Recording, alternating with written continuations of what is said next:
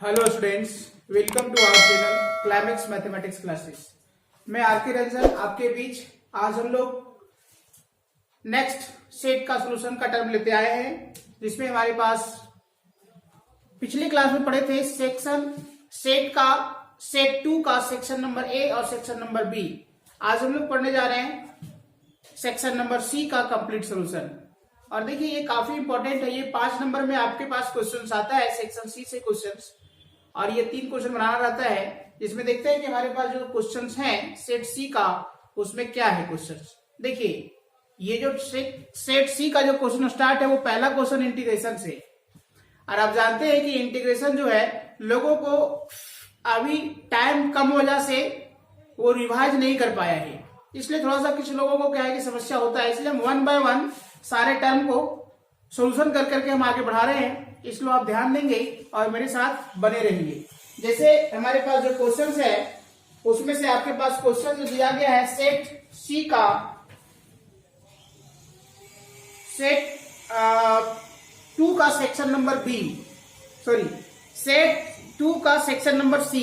इसमें हमारे पास क्वेश्चंस है क्वेश्चन नंबर 15। ये क्वेश्चंस कहता है इवेल्युएट, क्या है इंटीग्रल में लिखा हुआ है आपके पास 3x + 5 by x³ minus x² minus x + 1 into dx। कहता है इसको इवेल्युएट करिए, यानी इसको इंटीग्रेट करने के लिए कहा जा रहा है। तो कैसे हम इसको इंटीग्रेट करेंगे, चलिए हम देखते हैं। ये टाइम कम हमें क्या है कि कंज्यूम हो, इसके वजह से हम कुछ जो टर्म को हम लिख चुके हैं, इसके बाद हम आगे बढ़ाएंगे। तो देखिए क्वेश्चन नंबर 15 में हमारे पास जो क्वेश्चन है वो क्या है, इस पे हम देखिए हम लिखे हुए हैं integrals of 3x + 5 by x³ minus x² minus x + 1 into dx। अब इस क्वेश्चन को कहता है कि आप हमें इवेल्युएट करके बताइए कि इसका क्या रिजल्ट होगा। तो सबसे पहले हम लोग को देखना है कि जो क्वेश्चन जो दिया गया है वो इसका पैटर्न क्या है। तो यदि हम पैटर्न को देखें तो इस पैटर्न से आपको पता चल रहा होगा कि हमारे पास देखिए फैक्टर फॉर्म में हम चेंज करते हैं इसको। तो यहां से देखिए दोनों टर्म से x² कॉमन लिए, यानी क्या बच गया x - 1। यहां से हम लोग -1 कॉमन लिए, तो यहां भी हो गया x - 1 और फिर हो गया dx। अब देख रहे हैं कि इन दोनों में भी हमने कॉमन लिया क्या x - 1, तो यहाँ क्या बचा x² - 1, ये ऐसा हो गया।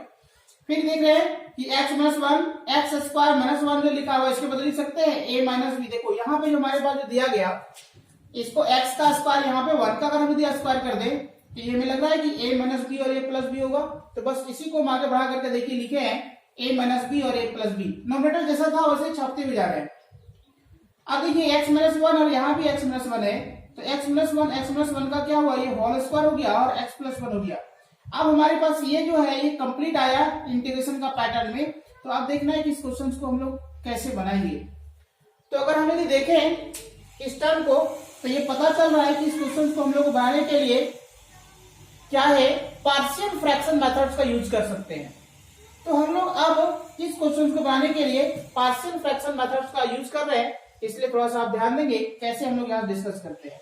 इसके मेथड जो दिया गया, इस मेथड्स में हम बात करें तो हम लोग कहते हैं कि जो भी ये टर्म दिया गया इस टर्म की चर्चा करते हैं। तो हम लोग कह रहे हैं यहाँ पे क्या, देखिए यहाँ पे लिखे हुए सबसे पहले कंप्लीट जो रिजल्ट है, इस कंप्लीट रिजल्ट को मान लिए, क्या मान लिए, this is equal to a by, देखो आपको पता होगा कि पार्शियल फ्रैक्शन में यदि हमारे पास क्या पावर फॉर्म अगर यदि चेंजिंग करता है तो उसको 1 बाय 1 हम इंक्रीज करते हैं। इसलिए क्या लिखे a by x - 1 plus b by x - 1 का होल स्क्वायर और प्लस c बाय x + 1। अब इसी को आगे बढ़ाते हुए हम लोग चर्चा करें तो देखिए ये तो हमारे पास जैसा था वैसे ही छापे। अब यहाँ पे हम लोग भिन्न का जोड़ बनाते हैं। जैसे ही भिन्न का जोड़ बनाए तो हमारा एलसीएम हो गया x - 1 का होल स्क्वायर इंटू x + 1। अब जो हमारे पास ये रिजल्ट आया, देखिए यहाँ पे आप हम लोग देख रहे हैं इस तरह से। जब ये इंटीग्रेशन हम लोग करेंगे तो इंटीग्रेशन करने से पहले हम लोग पार्शियल फ्रैक्शन में जो तोड़ रहे हैं, तो यहाँ जो हमारा एलसीएम आया, तो एलसीएम लेने के बाद इसको हम कंप्लीट जब सोल्यूशन करेंगे तो यहाँ डिवाइड करेंगे तो ये बचा, यहाँ पे क्या हो गया, ये हमारा 1 टर्म से 1 टर्म यहाँ पे गुना होगा, आप जान रहे हैं इस बात को। और b फिर यहाँ पे x + 1 हो जाएगा, फिर c, फिर यहाँ से क्या होगा, ये हमारे पास डिवाइड होगा x - 1 का होल स्क्वायर हो जाएगा। अब जो हमारे पास आया, देखिए इसका डिनोमिनेटर और इसका डिनोमिनेटर है ना, इस टर्म का डिनोमिनेटर इस टर्म का डिनोमिनेटर दोनों क्या हो गया, कैंसिल हो गया। अब जैसे ही वो कैंसिल हुआ तो इसके बाद हम यदि बात करें तो देखिए ये हमारे पास वैसे ही लिखा हुआ है और ये कंप्लीट ऐसा ही हमने लिख दिया। अब यहां से हम लोगों को ये हमारा मेन टर्म जो बचा है, इस टर्म से हमको फाइंड करना है a का बी का और सी का वैल्यू, यहीं से हमें बेसिक रिजल्ट बताता है इंटीग्रेशन का। तो जब ए बी सी का जब हम लोग क्या है कि यहाँ से पता करते हैं, तो उससे पता करने के लिए क्या करते हैं हम लोग, x माइनस वन के बदले हम लोग 0 कंसिडर कर लिए। मान लिया कि इसका वैल्यू क्या पुट कर लिए, क्या x माइनस वन बराबर 0। जैसे x माइनस वन बराबर 0 पुट किए तो x का वैल्यू क्या मिला 1। इसका मतलब है कि जहां जहां पे ये टर्म दिया गया वहां पे यदि हम x के वैल्यू 1 रखेंगे तो हमें कोई ना कोई टर्म मिल जाएगा, चाहे ये मिले, चाहे b मिले, चाहे c मिले। देखिए क्या मिलता है, हम लोग ध्यान दिए 3 इंटू हो गया 1 प्लस 5 बराबर a इंटू 1 माइनस 1 और 1 plus 1 plus b into 1 plus 1 और प्लस c इंटू 1 माइनस 1 का होल स्क्वायर। अब जो ये रिजल्ट दिया गया, देखिए ये 3 इंटू 1 यानी 3 प्लस 5 यानी 8 और ये 1 माइनस 1 0 1 1 2, फिर हो गया b 1 1 2 और 1 माइनस 1 0 0 का स्क्वायर 0। अब 8 बराबर ये कंप्लीट हमारा रिजल्ट क्या हो जाएगा, ये कंप्लीट हमारा 0 हो जाएगा, ये कंप्लीट हमारा 0 हो जाएगा। तो क्या बचा 2b। तो देखिए यहाँ पे हम लोग लिखे 0 प्लस 2b प्लस 0। अब ये 0 0 खत्म तो 2b इक्वल टू 8। तो 2b बराबर 8 जब हुआ तो देखिए 2 को हम लोग डिवाइड करते हैं यहाँ से तो क्या हो जाएगा 4 2 जा 8, तो यहाँ 4 यानी b का वैल्यू हमारा क्या बच गया 4 आ गया। जिस प्रकार से b का वैल्यू आया, फिर इसी प्रकार हम लोग इसी टर्म से अगला टर्म पुट करते हैं। जिस प्रकार हम लोग x माइनस 1 के बदले 0 पुट के, अब हम लोग x प्लस 1 के बदले 0 पुट करेंगे। क्या पुट करेंगे, x plus 1 is equal to 0। देखिए यहाँ लिखे हुए हैं again put x plus 1 is equal to 0। तो यहाँ से क्या हुआ x बराबर माइनस 1। तो यही चीज को यहाँ पे पुट करते हैं। तो 3 into minus 1 plus 5 is equal to a into minus 1 minus 1 plus 1 b into minus 1 plus 1 और प्लस c इंटू माइनस 1 का होल स्क्वायर। अब देख रहे होंगे कि अब जो हमारे पास ये आया -3 प्लस 5 यानी 2 और a -1 minus 2 1 minus 1 0, b -1 plus 1 0 और c और माइनस 1 क्या 2। तो 2 का माइनस 2 का स्क्वायर यानी 4। अब देख रहे हैं हम लोग कि 2 यहाँ पे जो हमारे पास जो बचा क्या गया, देखिए 2 आया, ये हमारा 0 हो जाएगा, ये भी हमारा 0 हो जाएगा और ये क्या हो गया 4c।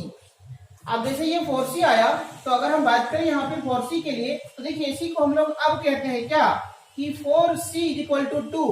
तो c का वैल्यू की फाइंड करेंगे तो देखिए क्या हो जाएगा 2/4 यानी 2 मतलब 1/2। तो ये हमारा आ गया c का वैल्यू। जैसे ही c का वैल्यू पता चल गया और b का वैल्यू पता चल गया, तो अब हम लोग पुनः फिर पता करते हैं a का वैल्यू। तो देखिए हम लोग इसी को हटाते हैं और यही और पुट करेंगे।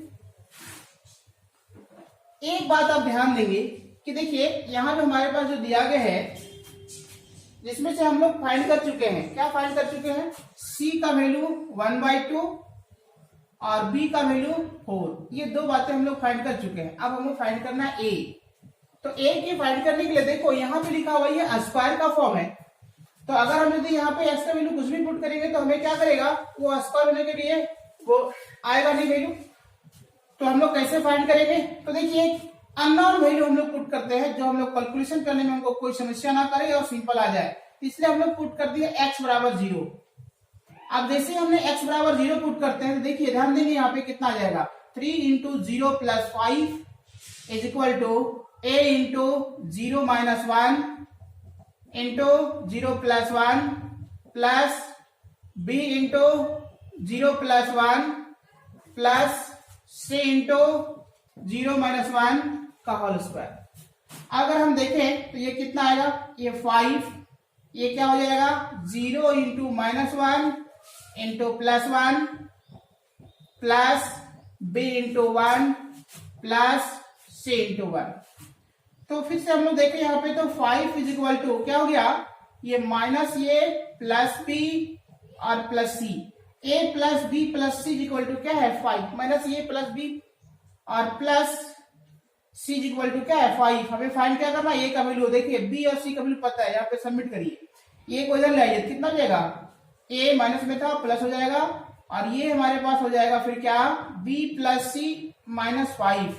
तो देखिए b का वैल्यू क्या 4, c का वैल्यू क्या 1/2 और 5। फिर यहां से एलसीएम ले लीजिए 2, क्या हो जाएगा 8 +1 -10, तो 9 -10/2। फिर यहां से हम लिखे तो क्या हो गया -1/2।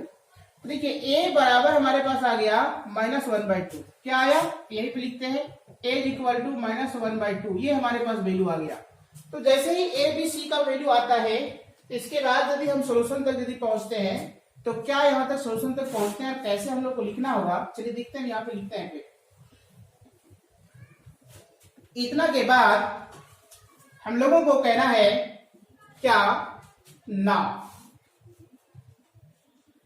आई बराबर हमारे पास इंटीग्रल टर्म जो दिया गया था वो लिखा हुआ है 3x +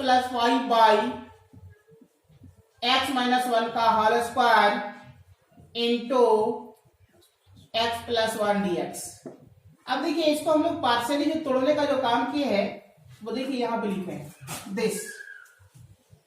अब दिस के बदले दिस इक्वल टू हम लोग क्या है, we can write that this equal to this. तो ये बातें को हम लोग इसके बदले हम ऐसा लिख सकते हैं क्योंकि हमने फैक्टराइज कर चुका है इसको पार्शियली, इसलिए यहां पे हम लोग लिखे। तो अब इसके बदले देखिए हम लोग लिखने जा रहे हैं, तो कहते हैं a/(x - 1) b/(x - 1) का होल स्क्वायर c/(x + 1) और फिर ये हो जाएगा आपका dx।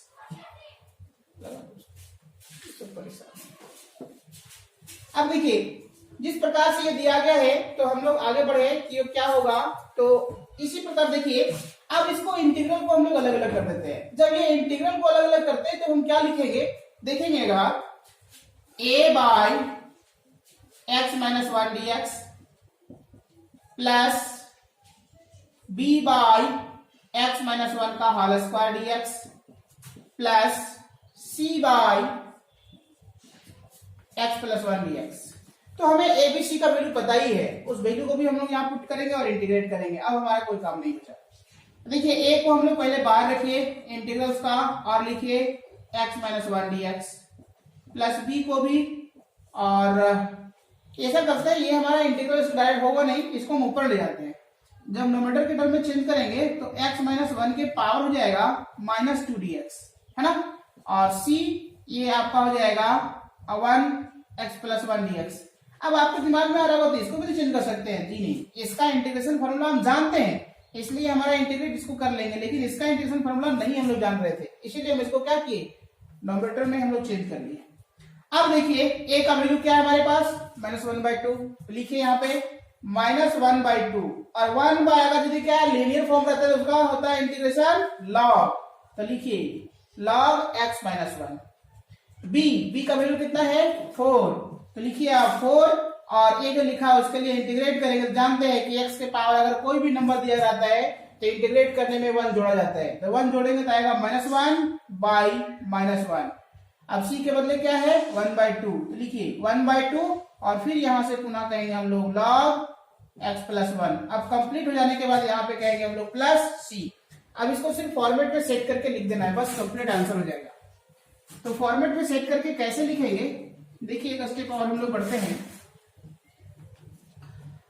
जैसे ये दिया गया है तो हम लोग यहाँ पे कहेंगे -1/2 log x - 1, और देखिए प्लस माइनस माइनस, तो -4, और ये माइनस जो पावर में नीचे ले आते हैं क्या हो जाएगा, तो हो जाएगा 1/(x - 1) plus 1/2 log x + 1 plus c। एक स्टेप यहां से और बढ़ सकते हैं। क्या बढ़ सकते हैं देखिए, ध्यान देंगे, इसको और इसको एक साथ रखिए।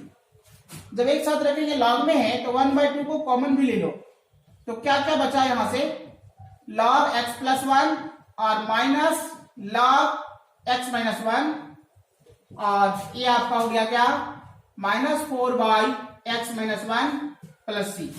अब जानते हो कि log m - log n के लिए फॉर्मूला होता है log x + 1 log x - 1 -4/(x - 1) plus c। ये आपका हो गया आंसर। तो इस प्रकार से आप समझ रहे हैं कि कैसे कैसे हमारा क्वेश्चन नंबर 15 कंप्लीट हुआ। क्लियर है? अब हम आते हैं नेक्स्ट क्वेश्चन की ओर।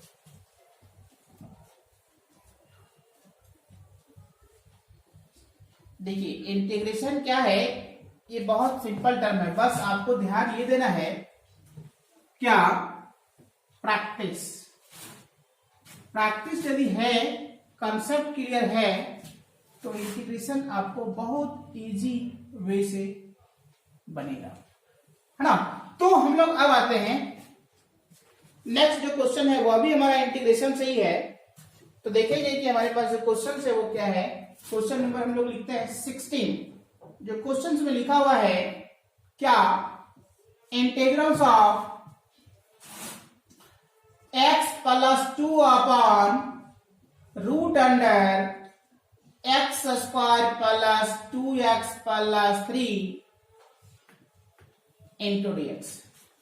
अब तब कहता है कि बताइए इसका इंटीग्रेशन वैल्यू क्या होगा। तो जिस प्रकार से ये दिया गया है, इसका इंटीग्रेशन वैल्यू की बात करता है, तो हम लोग अब आते हैं, देखिए कैसे आगे बढ़ेंगे। सबसे पहली बात है कि देखिए अगर इस तरह का दिया गया है, रूट में दिया गया है, तो हम लोग देखेंगे कि इसका फॉर्मेट जो होता है, ये इसमें ऐसा इसका फॉर्मेट सेट हो रहा है। देखिए fx बाई gx के पावर m dx, ये हमने एक फॉर्मेट पढ़ा था, इसी फॉर्मेट के अकॉर्डिंग ये हमारा क्वेश्चन सेट हो रहा है। तो इसके लिए बनाने का तरीका क्या पढ़ा था, तो इसके लिए हमने पढ़ा था क्या, चेंज करेंगे नॉमिनेटर फॉर्म को। कहते हैं nominator is equal to a गुना डिफरेंशिएशन ऑफ डिनोमिनेटर और प्लस b, ये हमारा एक फॉर्मेट था। इसी फॉर्मेट के अकॉर्डिंग हम लोग क्या करेंगे, इस टाइप को बात करेंगे। तो देखिए ये fx के बदले हमारा हो गया x प्लस 2 और gx के बदले लिखेंगे हम लोग क्या, x square plus 2x plus 3। तो इसके अकॉर्डिंग हम लोग कैसे पढ़ते हैं, अब ध्यान दें। जिस प्रकार का ये दिया गया है, तो हम लोग देखते हैं, सबसे पहले मानना पड़ेगा आपको कि लेट सत्यम शिवम सुंदरम सत्य क्या है, x प्लस 2 बदल गया,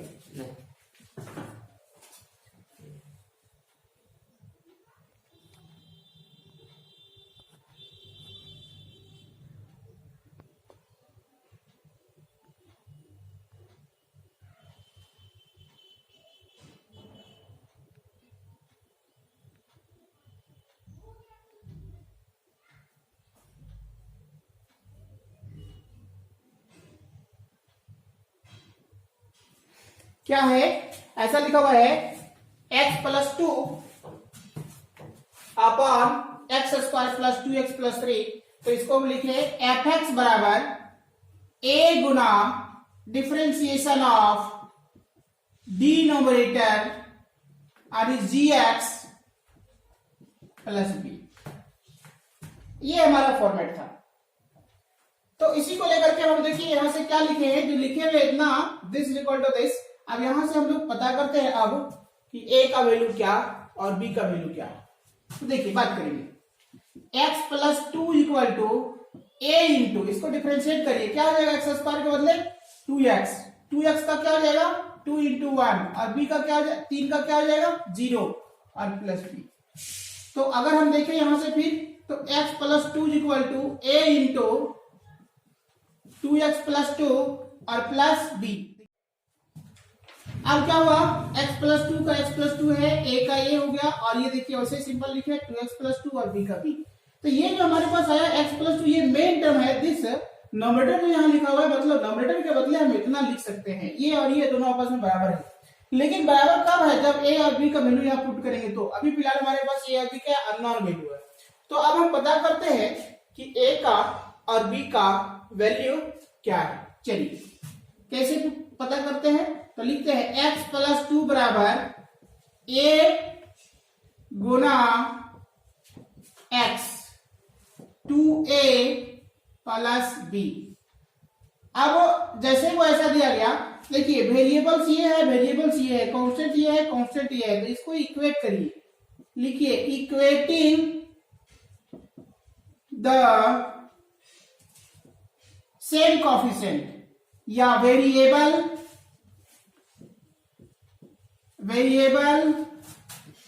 एंड कांस्टेंट।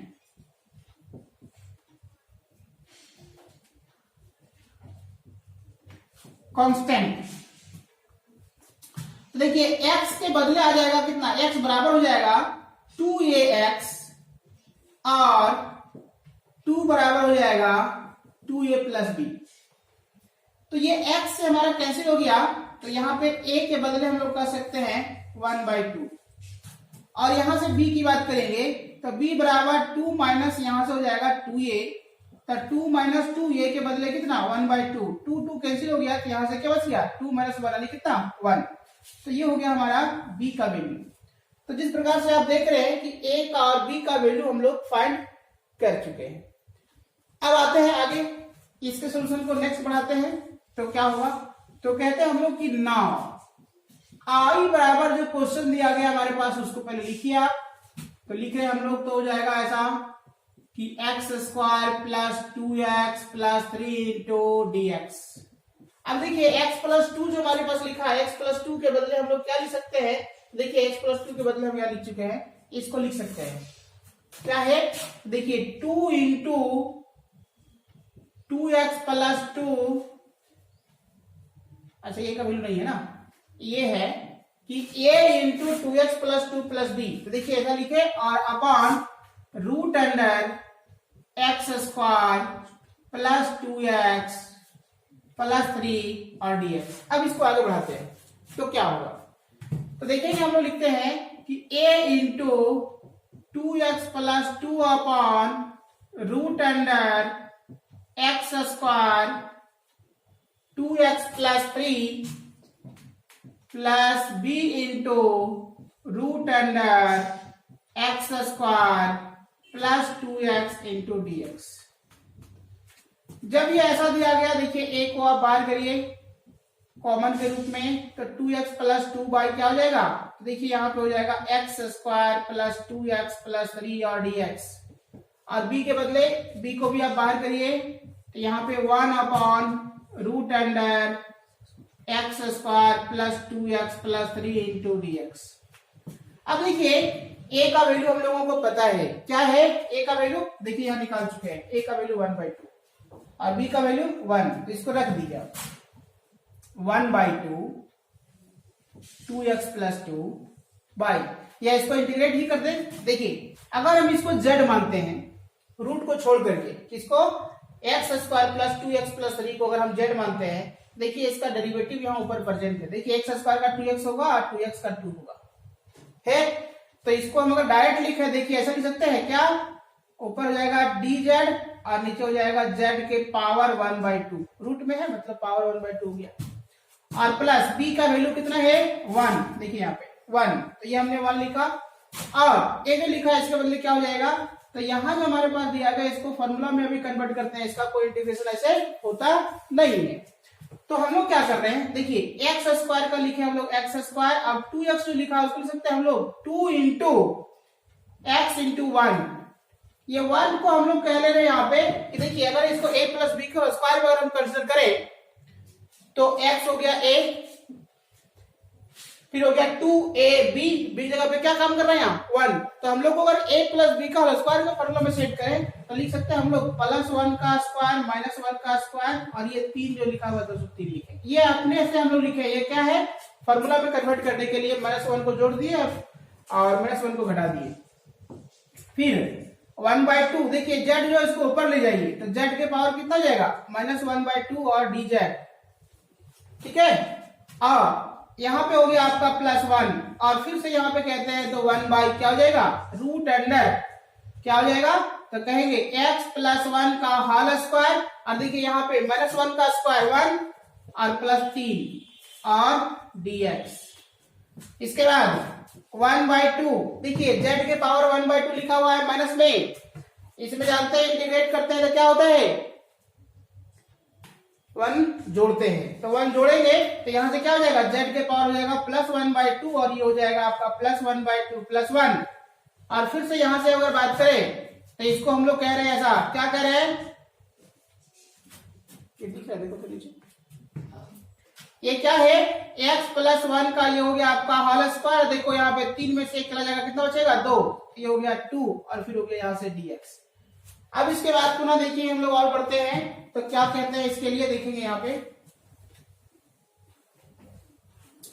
तो जिस प्रकार का वो दिया गया, देखिए 1/2 को 1/2 से हम कैंसिल आउट कर लिए, z का पावर 1/2 लिखा है, तो z हम लोग किसको मान रखे हैं, किसके बारे में सोच रहे हैं, z है ये, देखिए इसको सोच रखे हैं x square plus 2x plus 3 को, तो z के बदले इसको रख दीजिए, तो क्या हो जाएगा देखेंगे आप, तो हो जाएगा x square plus 2x plus 3 इसके पावर 1/2 और प्लस 1, और देखिए यहां जो लिखा है इसको फिर से आप आगे बढ़िए, क्या लिखेंगे हम लोग, रूट अंडर x प्लस 1 का होल स्क्वायर और रूट अंडर 2 का होल स्क्वायर और dx।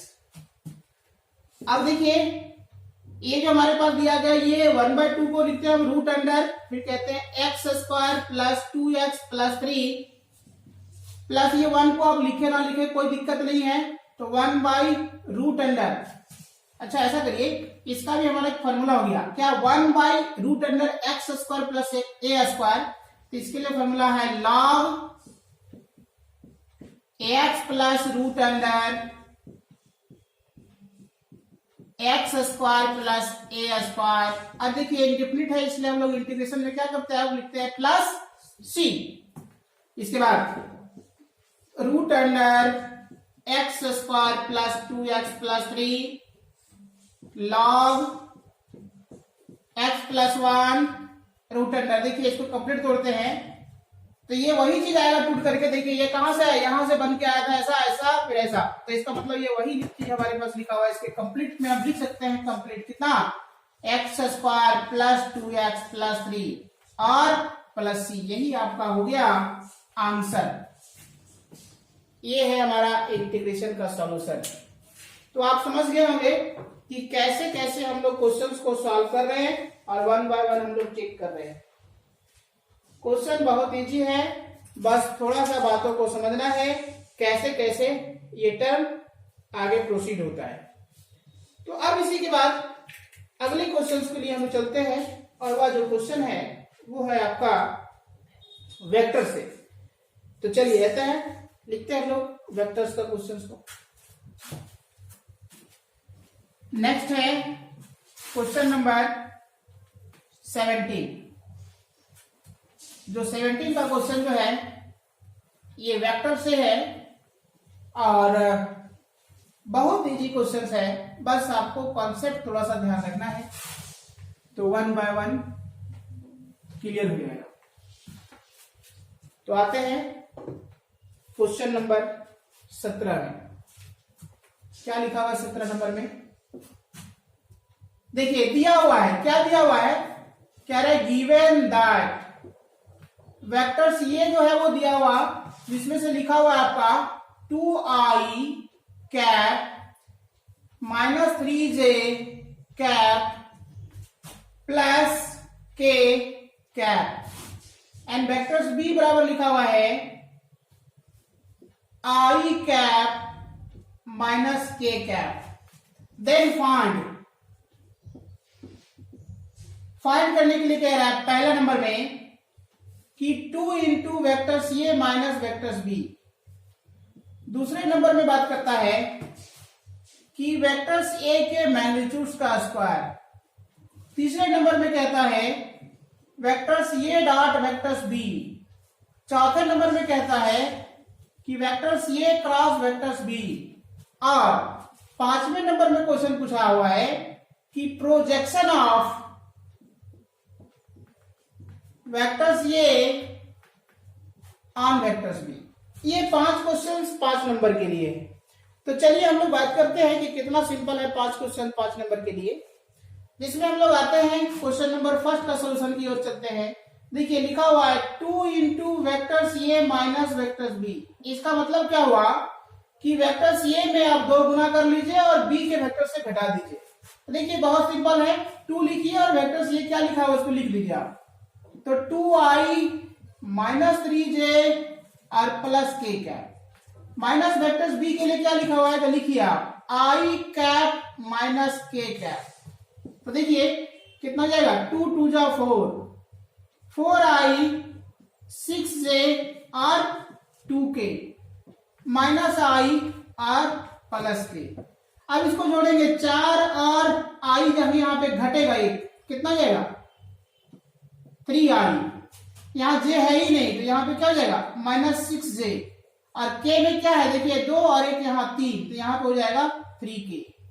तो ये हमारा निकल गया पहला आंसर। दूसरा आपसे कह रहा है कि वेक्टर्स a जो है, वेक्टर्स a के मैग्नीट्यूड्स का स्क्वायर। देखिए यदि ऐसा लिखा हुआ है, ये लिखा हुआ को आप ऐसे कर समझिए कि वेक्टर्स a के मैग्नीट्यूड का स्क्वायर लिखा हुआ मिल जाए, चाहे तो सिंपल या स्क्वायर मिल जाए, दोनों एक ही चीज है। तो आप इसको निकालिए चाहे तो इसको निकालिए, क्या होगा एक ही चीज होगा। तो देखिए वेक्टर्स a का हमारे पास पहले मैग्नीट्यूड की बात करते हैं। वेक्टर्स a लिखा हुआ क्या है, तो लिखा हुआ है आपका 2i 3j और प्लस के मैग्नीट्यूड का स्क्वायर। अब समझिए कि जब ये ऐसा दिया गया तो ऐसे टर्म को हम लोग क्या करते हैं, मैग्नीट्यूड को यदि हटाते हैं तो ये हो जाएगा रूट अंडर। तो देखिए क्या हो जाएगा, और ये स्क्वायर जो है वो स्क्वायर अपनी जगह पे है वो। तो देखिए 2 का स्क्वायर मतलब i के कोएफिशिएंट का स्क्वायर, 2 का स्क्वायर 4, ये -3 का स्क्वायर, -3 का स्क्वायर कितना 9, और ये 1 का स्क्वायर कितना 1। तो जिस प्रकार से ये दिया गया है यहाँ पे, तो आप समझेंगे कि ये स्क्वायर से ये रूट कैंसिल हो जाएगा, तो 9 और 4 कितना हो गया आपका 13 और 1 मतलब 14। ये आपका हो गया क्वेश्चन बी का आंसर, यानी सेकेंड का आंसर हो गया। इसी प्रकार देखते हैं हम लोग क्वेश्चन नंबर 3 जो दिया गया है, ये डॉट बी लिखा हुआ है। तो देखिए हम लिखते हैं कि वेक्टर्स ये डॉट वेक्टर्स बी, तो वेक्टर्स ये क्या लिखा हुआ पहले लिखिए उसको, तो 2i -3j और प्लस के डॉट वेक्टर्स i। अब देखिए जहां नहीं है वहां पे हम 0j लिख सकते हैं, कोई दिक्कत नहीं है ना, और माइनस के, चूंकि हमको डॉट प्रोडक्ट में लाना है। तो देखिए डॉट में क्या होता है, ध्यान देंगे कि सेम डायरेक्शन के साथ अगर हम डॉट करते हैं, i को i के साथ, j को j के साथ, k को k के साथ, तो उसका वैल्यू 1 के बराबर होता है। देखिए 2i को, यानी 2i को हम i से गुना करेंगे तो हमारा 2 हो जाएगा, -3j को हम लोग 0 से गुना करेंगे तो क्या हो जाएगा 0 हो जाएगा, और k को हम लोग -1 से गुना करेंगे, यानी k को हम -k से गुना करेंगे तो -1 हो जाएगा। तो इसको हम सॉल्व करें तो देखिए आपको समझ में आ रहा होगा कि देखिए 2 और यहाँ पे कितना हो जाएगा 0 और ये -1 मतलब कितना -1, तो 2 में से 1 आपका क्या है घटा, तो 1 बच गया। तो ये है हमारा क्वेश्चन 3 का रिजल्ट। इसी प्रकार 4th की अगर हम बात करें, देखिए 4th में लिखा हुआ है वेक्टर्स ये क्रॉस वेक्टर्स बी, मतलब दोनों वेक्टर्स के बीच का क्रॉस प्रोडक्ट आपको फाइंड करना है। तो हम जानते हैं कि क्रॉस प्रोडक्ट फाइंड करने के लिए एक सिंपल सा तरीका है, डिटरमिनेंट्स मेथड।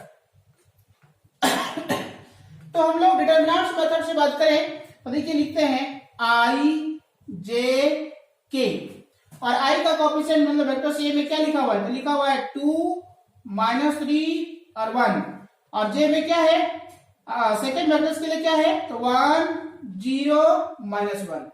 अब इसको यदि हम इवेल्युएट करते हैं तो देखिए क्या लिखेंगे, i हमारे पास क्या बचा, i को हमने क्या किया बाहर निकाला, इसके बाद ये रो कॉलम गायब, इसको गुना करिए कितना हो जाएगा 3 -0, और -j को हमने क्या किया रो कॉलम गायब करिए, तो देखिए -2 को -1 से गुना करेंगे कितना हो जाएगा -2, और 1 को 1 से हो जाएगा -1, और प्लस k के साथ देखिए तो ये रो कॉलम गायब हो गया, कितना हो जाएगा 0 और माइनस क्या हो जाएगा प्लस, तो हो जाएगा 0 + 3।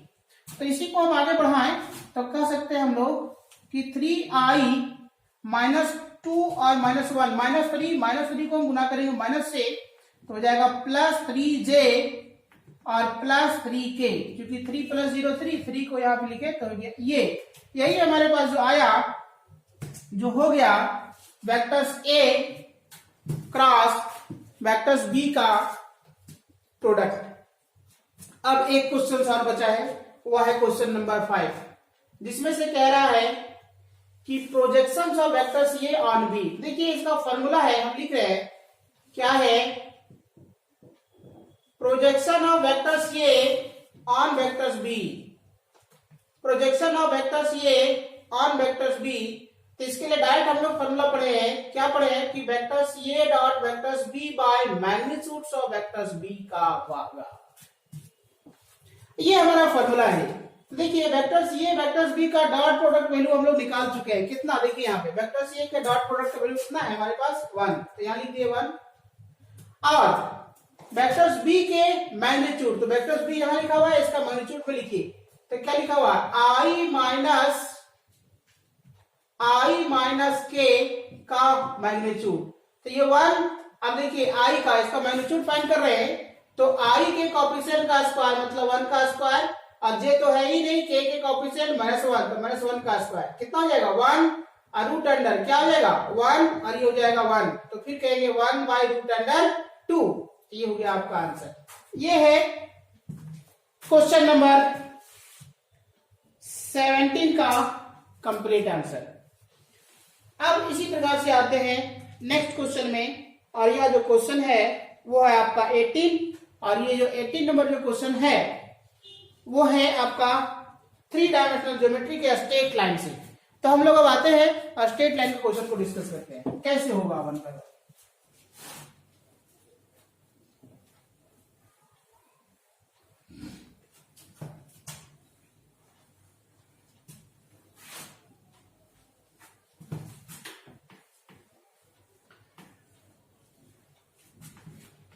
चलिए देखते हैं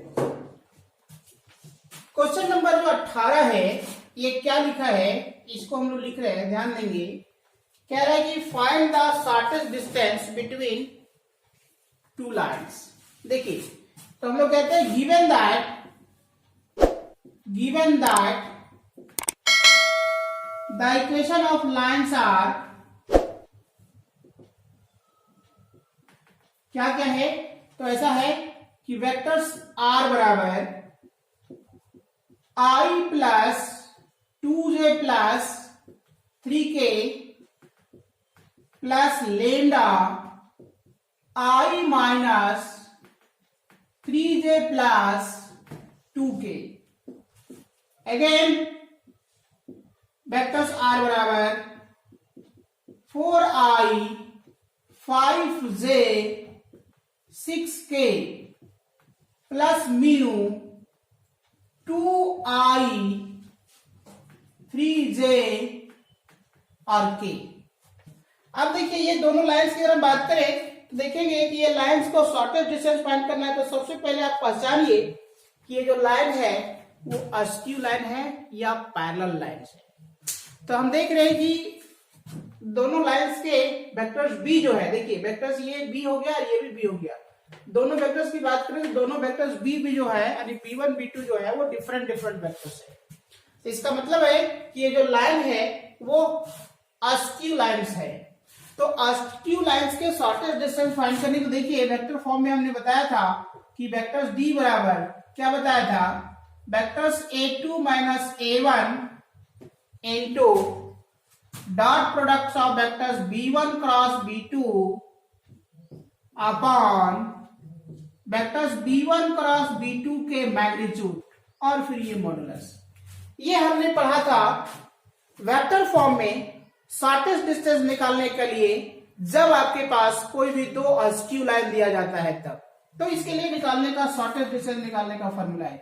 तो सेम इसी चीजों को अगर हम देखें तो ये हमारा अस्क्यू लाइंस है, तो इसके अकॉर्डिंग हम लोग यहाँ पे बोलेंगे हियर वेक्टर्स a1 बराबर क्या होगा, देखिए ये होता है a1, तो लिखिए i 2j 3k। फिर बोलिए वेक्टर्स b1, फॉर लाइन 1 के लिए हम लोग बात कर रहे हैं, तो वेक्टर्स b1 में क्या हो जाएगा, तो देखिए i 3j 2k। फिर वेक्टर्स a2, तो a2 में क्या है, तो देखिए हम लोग लिख रहे हैं 4i 5j 6k। और वेक्टर्स b2 में क्या है, तो ये हमारा है 2i 3j और वेक्टर्स k। ये हमने पहचान कर लिया कि दो लाइन से वेक्टर्स में a1 a2 b1 b2 ये क्या है। अब जो हम लोग ये फॉर्मूला जान रहे हैं, इस फॉर्मूला के अकॉर्डिंग सबसे पहले हम लोग फाइंड करने जा रहे हैं a2 माइनस a1, इसके बाद फाइंड करने जा रहे हैं b1 क्रॉस b2। ये दोनों को फाइंड करके इस फॉर्मूला में हम लोग पुट करेंगे। तो चलिए आते हैं, कह रहे नाउ क्या है कि vectors a2 minus vector A2 minus अगर हम A1 की बात करें, देखो तो वेक्टर A2 हमारा ये है और वेक्टर A1 ये है। देखो 4 में से हम लोग 1 घटाएंगे तो कितना बच गया हमारा 3। 5 में से हम लोग 2 घटाएंगे कितना बच गया हमारा 3। 6 में से हम लोग 3 घटाएंगे तो जाएगा फिर क्या 3। अरे वाह, तीनों सेम आ गया। ये है हमारा वेक्टर्स A2 माइनस A1। फिर एंड हम लोग पता करते हैं कि वेक्टर्स B1 क्रॉस B2। तो देखिए मैग्नीट्यूड हम लोग निकालेंगे, लेकिन पहले हम लोग क्रॉस प्रोडक्ट निकाल लेते हैं। तो क्रॉस प्रोडक्ट निकालने के डिटरमिनेंट्स मेथड हम लोग जानते हैं। तो डिटरमिनेंट्स मेथड में क्या B1 क्रॉस B2। B1 क्या लिखा हुआ है, देखिए यहाँ पे लिखिए पहले डायरेक्शन को I J K 1 -3 2 2 3 1। अब इसको सॉल्व करेंगे तो आई क्या बचा यहां से -3 और 3 दूना 6 -6 और जे के साथ क्या हो गया -1 और -4 और प्लस के साथ क्या बचा, तो देखिए ये हो गया 3 और प्लस हो गया 6 3 दूना 6। अब बताइए आई के साथ कितना हो जाएगा, तो देखिए यहां पे लिख सकते हैं हम लोग इसको -9i -3 गुना करेंगे कितना जाएगा +3j 6 3 9 9k। ये हमारा हो गया वेक्टर्स B1 क्रॉस B2। अब देखिए क्या करते हैं B1 क्रॉस B2 का मैग्नीट्यूड भी हम लोग फाइंड कर लेते हैं, कहते हैं रूट अंडर। देखो दिख रहा है। अब क्या हो जाएगा, तो देखिए ये है क्या -9 का स्क्वायर, तो 9 का स्क्वायर 81, 3 का स्क्वायर 9, फिर 9 का स्क्वायर 81। तो देखिए हम लोग अगर देखें तो इन सभी को जोड़िए कितना कितना हो जाएगा 9 10 और 1 11, 11 का 1 8 और 8 16, 16 और 1 17। अच्छा sorry,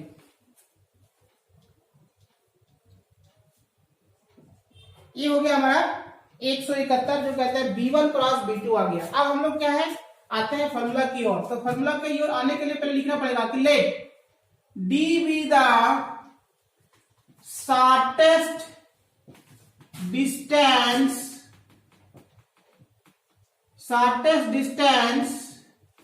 between two askew lines। क्या है, तो हम लोग कहते हैं D बराबर क्या vectors A2 minus A1 dot vectors B1 cross B2 by vectors B1 cross B2 के मैग्नीट्यूड का मॉडुलस। तो देखिए D फाइंड करने के लिए हम लोग अब बात करें तो A2 माइनस A1 हम लोग फाइंड कर चुके हैं। देखिए यहां पे लिखा हुआ है, क्या लिखा हुआ है, तो लिखते हैं हम लोग 3i 3j 3k dot B1 cross B2। देखिए यहां लिखा हुआ है B1 क्रॉस B2 क्या लिखा हुआ है, तो -9i 3j 9k और B1 क्रॉस B2 का मैग्नीट्यूड देखिए यहां पे फाइंड कर चुके हैं। तो लिखिए रूट अंडर 171। अब यहां से डॉट प्रोडक्ट फाइंड करिए 3 9 तिया 27 -27 3 तिया 9 फिर 9 तिया 27 बाई रूट अंडर 171। तो देखिए 27 से 27 आपका कैंसिल हो गया, तो क्या हो गया 9 बाई रूट अंडर 171। तो देखिए ये जो हमारे पास आया D, इसको लिख लीजिए यूनिट। यही हमारे पास जो आया है ये हमारा क्या हो गया कंप्लीट शॉर्टेस्ट डिस्टेंस आया। और इस तरह से आपका क्वेश्चन नंबर 18 जो है वह कंप्लीट हुआ। अब हम लोगों को इस सेट में एक क्वेश्चन और बचा है और यह है क्वेश्चन नंबर 19। तो चलिए अब हम लोग बात करते हैं क्वेश्चन नंबर 19 जो है वह क्या है, कैसे हम लोग इसको बनाएंगे। ठीक है, चलिए नेक्स्ट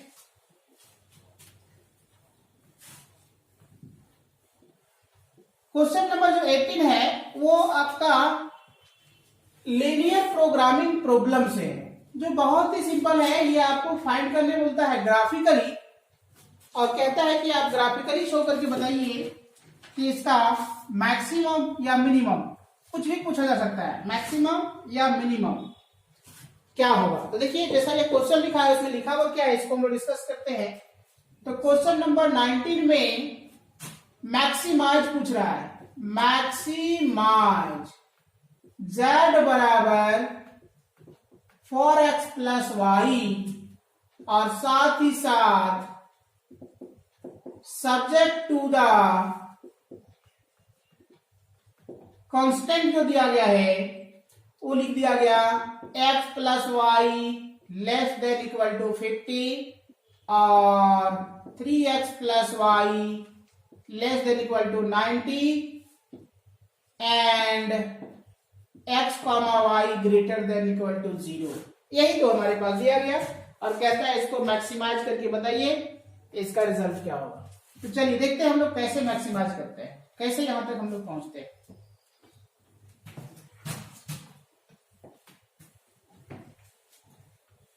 सबसे पहला काम है हम लोगों को कि ये जो हमारा सब्जेक्ट टू द जो कांस्टेंट जो दिया गया है, ये जो दिया गया सब्जेक्ट टू द कांस्टेंट दिया गया है, इस सब्जेक्ट टू द कांस्टेंट को इक्वल टू में चेंज करिए। इक्वल टू में चेंज करने के बाद आप ग्राफिकली आप शो करिए कि वो क्या आ रहा है, उसके आधार पे फिर हम लोग बात करेंगे उसका कैसे कलर होगा और क्या होगा, है ना। तो चलिए आते हैं। First of all we will convert inequalities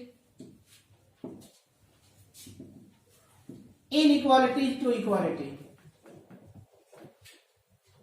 inequality से क्या करते हैं हम लोग, इक्वलिटी में कन्वर्ट करते हैं। तो हमारे पास किसको से कन्वर्ट करते हैं, तो सब्जेक्ट टू द कांस्टेंट को। तो देखिए x plus Y equal to 50 हो गया, 3x प्लस वाई 90 हो गया। इसको आप सपोज कर लिए समीकरण फर्स्ट, इसको सपोज कर लिए समीकरण सेकंड, और तब आप कहिए यहां पे कि from equation first x plus Y is equal to 50। अब यहां से कोऑर्डिनेट पता करिए, तो कोऑर्डिनेट पता करने के लिए पुट करिए अपने मन से x बराबर 0 तो y इज इक्वल टू 50। ये मान लीजिए कि ये हमारा a का कोऑर्डिनेट है, ये हो गया 0 50। फिर y बराबर पुट करिए 0 तो x बराबर भी आपका 50 आ जाएगा। तो फिर इसको मान लीजिए b का कोऑर्डिनेट और इसको कहिए आप 50,0। इसी प्रकार फिर आप लिखिए कि फ्रॉम इक्वेशन सेकेंड क्या लिखा हुआ है, तो 3x प्लस वाई बराबर 90। तो यहां से पुनः फिर से पुट करिए x बराबर 0 तो y का वैल्यू क्या मिलेगा 90। तो इसका मतलब इसको मानिए c का कोऑर्डिनेट 0 90 और y बराबर आप 0 पुट करिए, y बराबर 0 पुट करिए तो x का वाला वैल्यू आ जाएगा 30। मतलब d का कोऑर्डिनेट को आप कहिए 30,0। अब हमारा ये जितने भी सारे कोऑर्डिनेट जो आया है इन सभी कोऑर्डिनेट को ग्राफिकली आप शो कराइए। देखिए हम लोग शो कैसे कराते हैं, कहते हैं इसको graphically.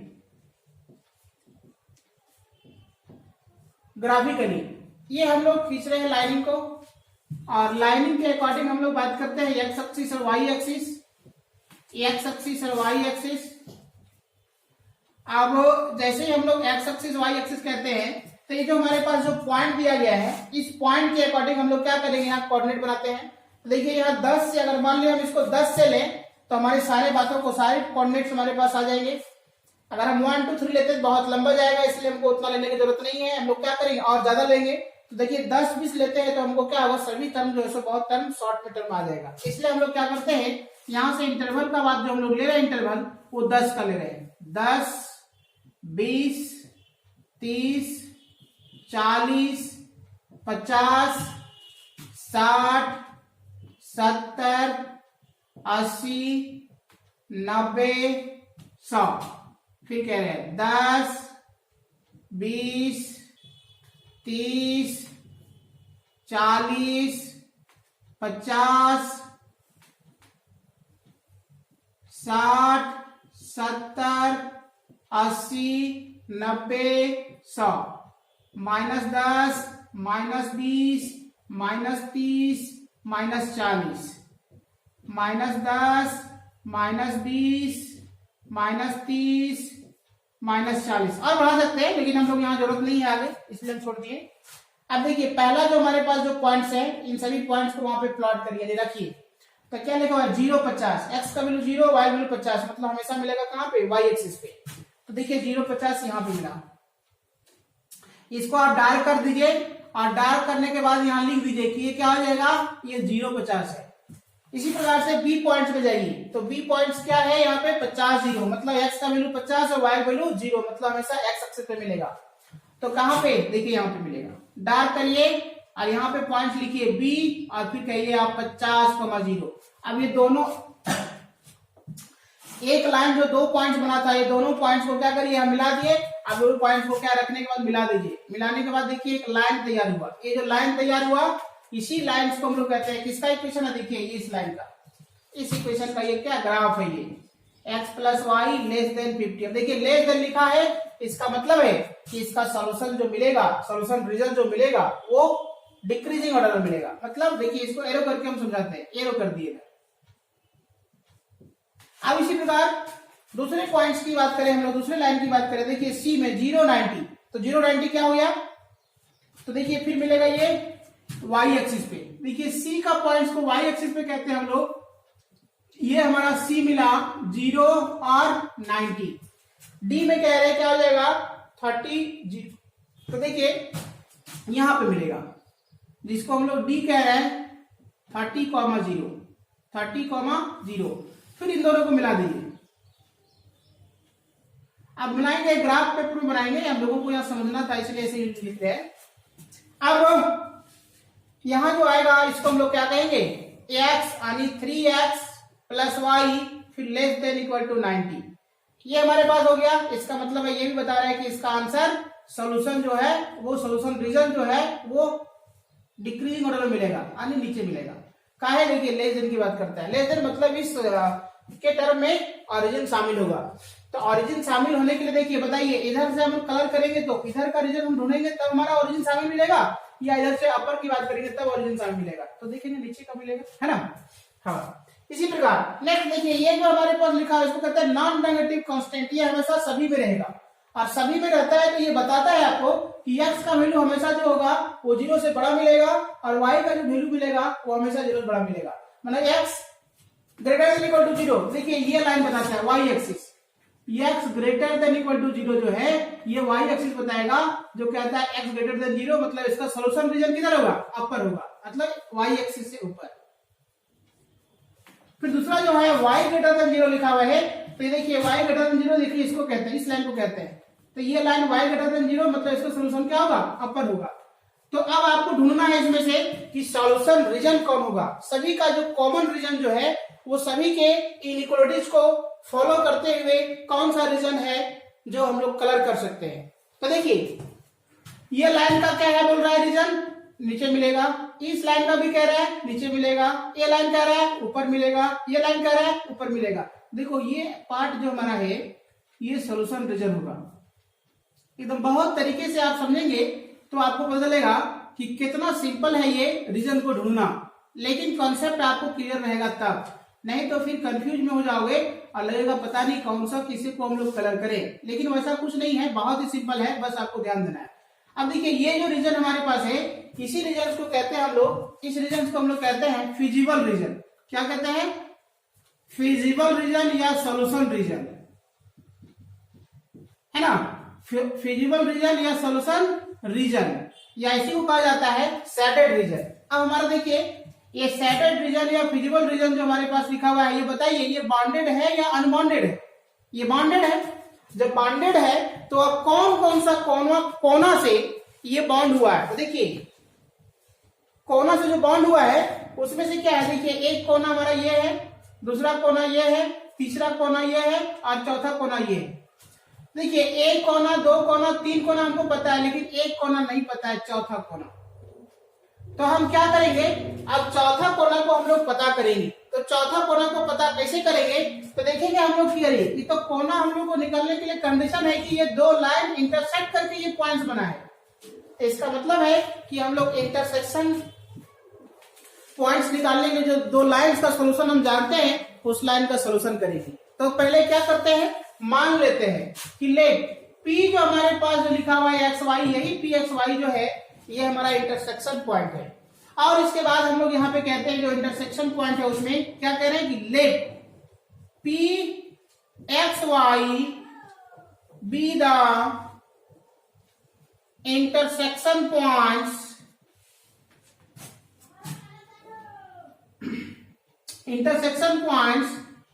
of line equation, intersection points of equation 1 and 2।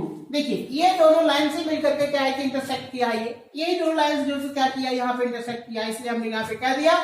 अब इन दोनों लाइन को सॉल्व करेंगे तो हमारा एक्स वाई जो फाइंड होगा वो यहाँ का इंटरसेक्शन पॉइंट होगा। देखिए इक्वेशन में क्या लिखा हुआ है, x plus Y is equal to 50 और 3x plus Y is equal to 90। तो इन दोनों को हम अगर घटाएं, देखिए माइनस माइनस माइनस, तो देखिए वाई वाई कैंसिल हो गया, x में 3y चला जाएगा तो कितना बचेगा, माइनस x में 3x चला जाएगा तो माइनस 2x, और ये देखिए 50 में से 90 चला जाएगा तो माइनस 40, तो माइनस से माइनस कैंसिल और 2 से यहाँ पे कितना हो गया 20। इसका मतलब है कि x का वैल्यू 20 आ गया। अब जैसे x का वैल्यू 20 आया, अब x का वैल्यू इक्वेशन फर्स्ट में रखिए, चाहे y में किसी में रखिए, तो देखिए y का वैल्यू आपका जो है वो आ जाएगा 30।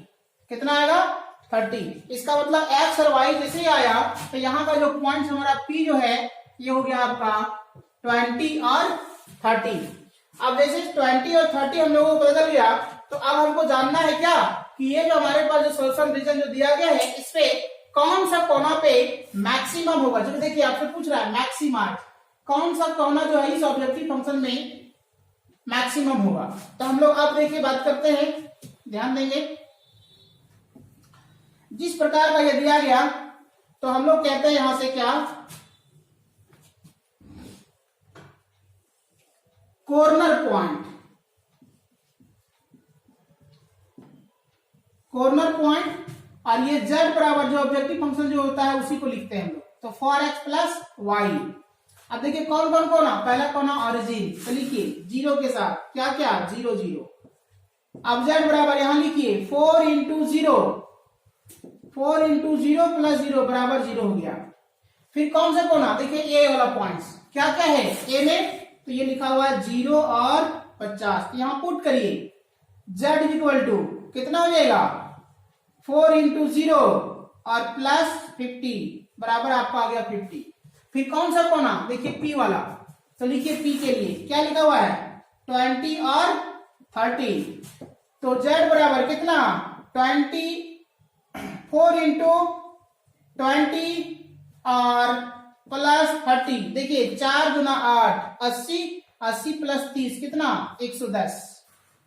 फिर एक और पॉइंट हो रहा है कोना के रूप में, देखिए कौन है D, तो लिखिए D को, तो D में कितना है 30 0, तो Z बराबर कितना लिखेंगे 4 गुना 30 और प्लस 0, तो 4 तिया 12 मतलब 120। अब देखिए इसमें से Z का जो है मैक्सिमम, आपसे पूछ क्या रहा था, मैक्सिमम पूछ रहा था, तो Z में मैक्सिमम वैल्यू क्या आया, तो Z में मैक्सिमम वैल्यू देखिए ये आया, इसको आप एरो करके डाल करिए और लिखिए यहाँ पे मैक्स। ये मैक्स जो आया है वो कौन सा कोना पे आया है 30 पे आया है, तो अब लिखिए हियर, या ऐसा लिखिए हेंस द मैक्सिमम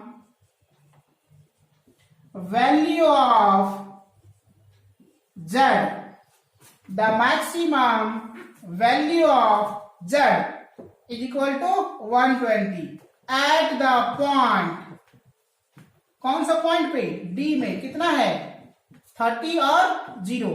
तो यही हमारा क्या हुआ, इस प्रकार से जो बना ये कंप्लीट आंसर हो गया सेट 2 का, क्वेश्चन नंबर 19 तक आपका कंप्लीट हो गया। ठीक है, चलिए अब हम लोग अगले क्लास में लेके आएंगे, अगले क्लास में हम लोग लेके आएंगे अगले सेट को। तब तक के लिए धन्यवाद।